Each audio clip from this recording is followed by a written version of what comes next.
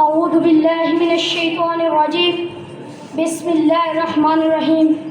میری آج کی تقریر کے مخاطب وہ آفیسر، وہ شاہین جو اقبال کے اصل شاہین ہیں، جنہوں نے مودی کو اس کی اصل اوقات یاد دلائی اور دنیا بھر میں پاکستان کا نام سر بلند کیا۔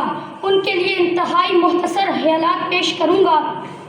نگاہیں نگاہوں میں پیوست کر دوں، نگاہیں نگاہوں میں پیوست کر دوں، میں روشن ضمیروں کو بے مست کر دوں، تنابیں جو کھینچوں زمیں آسماں کی، یہی فاصلہ ایک بلشت کر دوں۔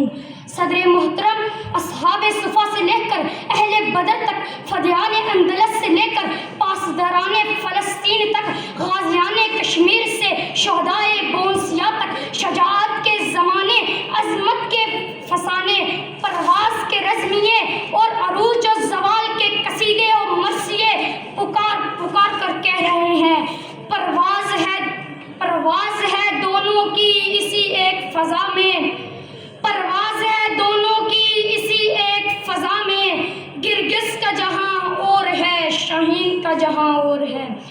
اللہ تعالیٰ نے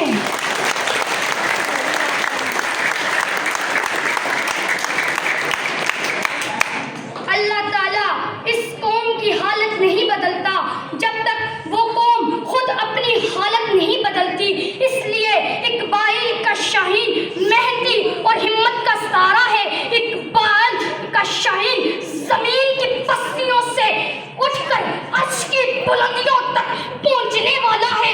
اقبال کا شاہین راستے کے پتھروں کو ہٹانے اور درد مندوں کے زخم پرونے اور خوشیاں بکھیرنے والا ہے۔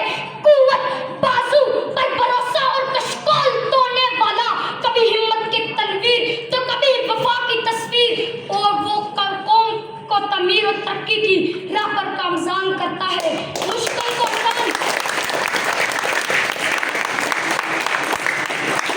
آسان اور ناممکن کو ممکن بناتا ہے۔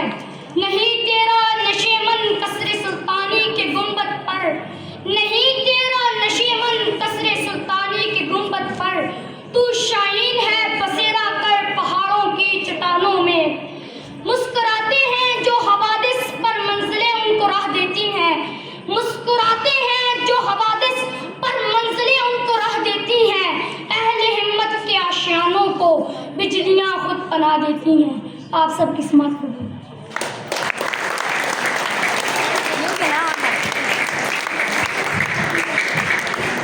ماشاءاللہ، یہ تھے آقب جو تقریر پیش فرما رہے تھے۔